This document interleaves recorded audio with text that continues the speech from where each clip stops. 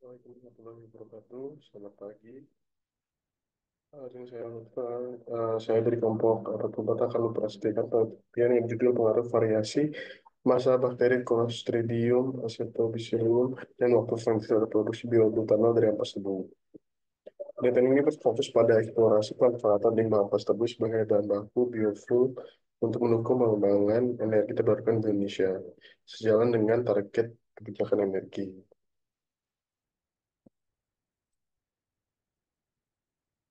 Bahwa kelompok saya sendiri mengatakan aliran rasa stabil dengan NIM di 423.111. Nutrisi ini ada bisa dilihat di layar. Yang terbakar state of art, rumusan masalah, tujuan penelitian, tempat penelitian, hipotesis, metode penelitian, tahap penelitian, langkah-langkah, kesimpulan, jadwal penelitian, dan daftar puslapel. Latar belakang, pemerintah menargetkan kontribusi energi terbarukan sebesar 23% pada 2025 dan 31% pada 2050 sesuai kebijakan energi nasional. Saat ini kapasitas well grade etanol mencapai 117.000 kT, masih di bawah target 155 km. Untuk memenuhi kebutuhan, produksi bioetanol akan dikembangkan bersama biobutanol sebagai alternatif mendukung energi terbarukan dan ketahanan energi nasional. Produksi biobutanol saat ini diarahkan untuk memanfaatkan limbah lignoselulosa sebagai bahan baku, termasuk limbah hasil pertanian, perkebunan, dan kehutanan. Sebagai negara tropis, Indonesia memiliki berbagai jenis limbah lignoselulosa yang sangat potensial, seperti jerami, sekam padi, dan tongkol jagung yang belum dimanfaatkan secara optimal. Selain itu, limbah perkebunan seperti bagas tebu dan tandan kosong kelapa sawit juga memiliki peluang besar untuk dijadikan bahan baku bioetanol. Yang mengingat luas lahan dan volume produksi yang terus meningkat sehingga dapat menjadi prioritas dalam pengembangan energi terbarukan di Indonesia. Of art, biobutanol adalah bahan bakar yang dapat diproduksi dari sumber bahan terbarukan seperti ampas tebu melalui fermentasi bakteri Clostridium acetobutylicium yang memanfaatkan heksosa dan pentosa. Kepadatan energi bioetanol sekitar 30% lebih tinggi daripada etanol, memiliki tekanan uap rendah, lebih efisien, tidak mudah larut dalam air, serta volatilitas yang rendah sehingga dapat dicampur dengan bensin dalam berbagai proporsi. Ampas tebu, biomasa lignoselulosa dapat diubah menjadi bahan bakar terbarukan melalui fermentasi Clostridium acetobutylicium. Proses ini melibatkan dua fase, asidogenik untuk menghasilkan asam organik dan solventogenik untuk sintesis aseton, butanol, etanol. Selulosa dan hemoselulosa diolah menjadi gula sederhana, sementara asam diubah menjadi ABI dengan bantuan enzim. Fermentasi berakhir dengan pembentukan spora saat konsentrasi produk tinggi.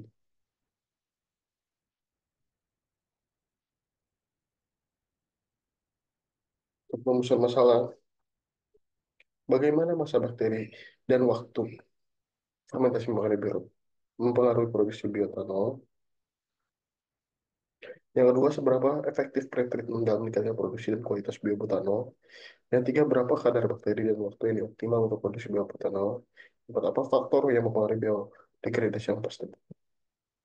Tujuh penelitian yang pertama menganalisis pengaruh variasi massa bakteri Clostridium botulism 5%, 10%, 15% terhadap produksi biobutanol dari ampas tebu.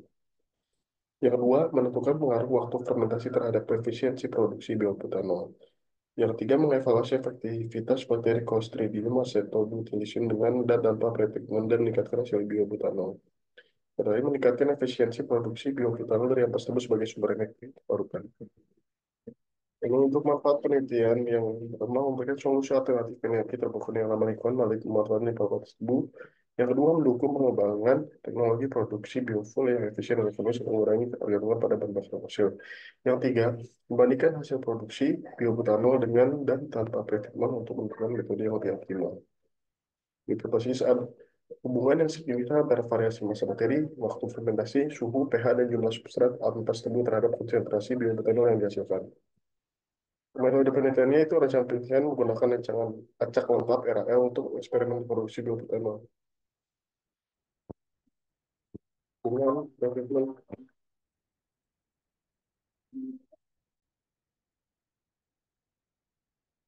untuk variabel penelitian itu variabel bebas variasi massa bakteri 5%, 10%, 15%.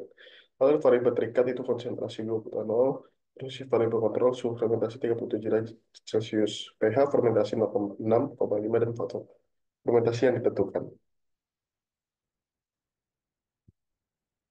Nah, penelitian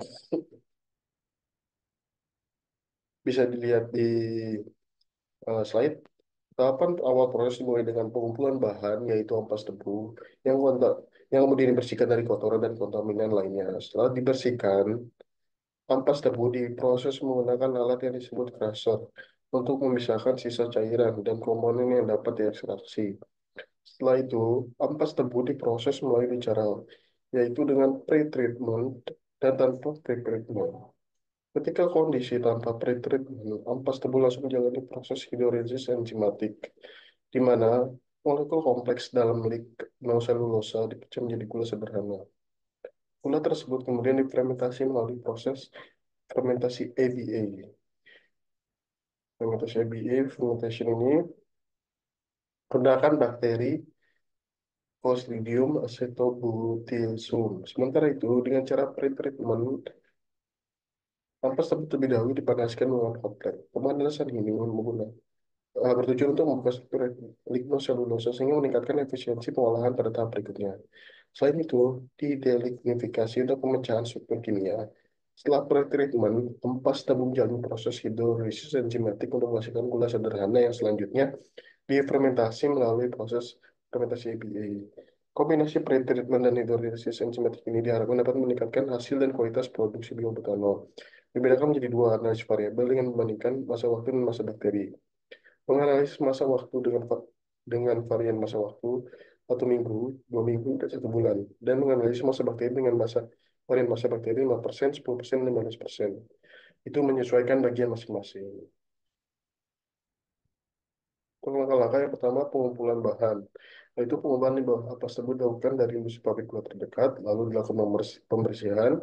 Ampas tebu yang telah diambil itu dicuci bersih menggunakan air mengalir dengan tujuan untuk menghilangkan kotoran yang masih menempel pada ampas tebu.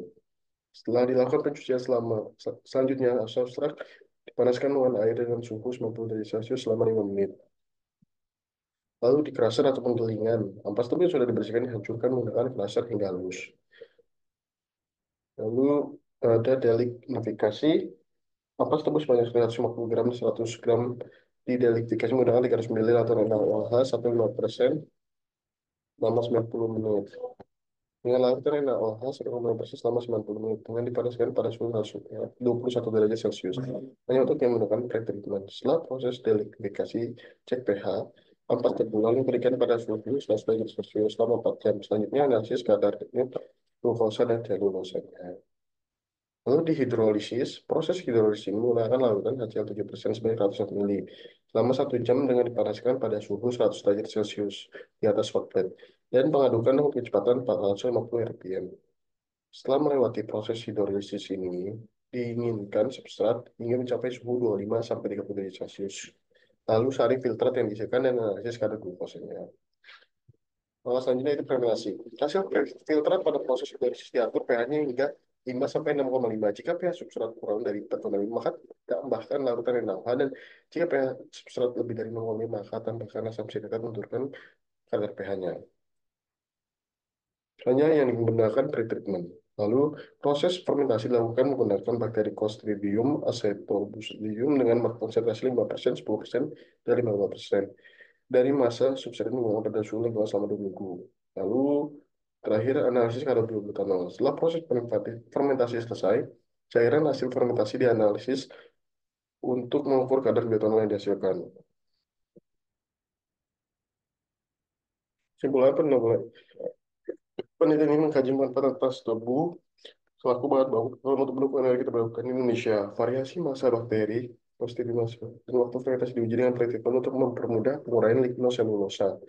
Hasil menunjukkan bahwa kombinasi pretreatment dan fermentasi bakteri meningkatkan produksi biobutanol dan efektivitas bergantung pada konsentrasi bakteri dan waktu fermentasi. Pemanfaatan limbah ini mendukung pengurangan bahan bakar fosil dan menciptakan energi ramah lingkungan. Untuk jadwal penelitian bisa dilihat di slide. Untuk daftar pustakanya juga bisa dilihat di slide. Mungkin mungkin sekian dari presentasi dari saya. Terima kasih. Wassalamualaikum.